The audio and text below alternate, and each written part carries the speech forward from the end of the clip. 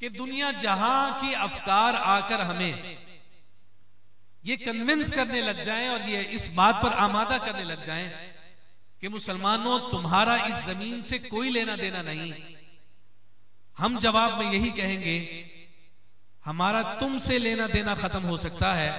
इस सरजमीन से ताल्लुक कल भी था, आज भी है, कयामत तक रहेगा।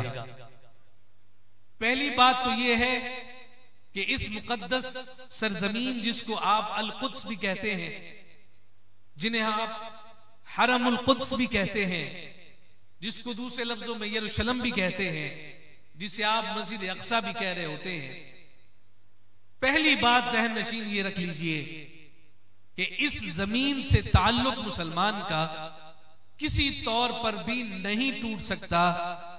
उसकी वजह यह है कि ये मुसलमानों का तीसरा हरम है। आज तक हमें किसी ने नहीं बताया, हम आज तक यही कहते रहे कि हमारे दो हरम हैं, एक मक्का में है, एक मदीनतुल मुनव्वरा में है।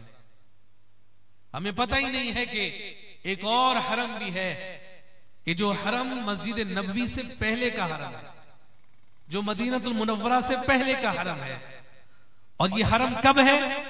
जनाब अबू ज़र ग़िफ़ारी रज़ियल्लाहु ताला अन्हु कहते हैं, हमने कायनात के ताजदार सल्लल्लाहु अलैहि वसल्लम से दरियाफ्त किया, या रसूल अल्लाह, इस रुए ज़मीन पर इबादत के लिए सबसे पहला घर कौन सा बना?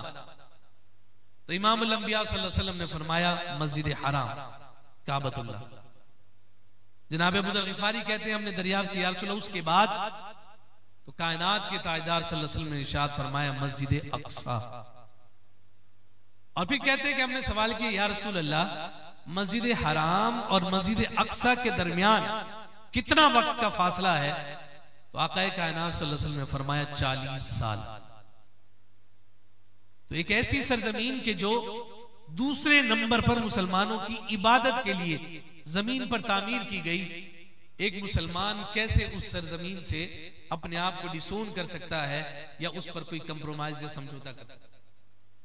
पहली बात तो यह है कि हमने किसी तौर पर भी लाख लोग आकर दलाइल दे दें कि जनाब उस जमीन से तुम्हारा कोई लेना देना नहीं, हमने जवाब में यही कहना है कल भी मस्जिद अक्सा हमारी थी, कयामत तक हमारी रहेगी।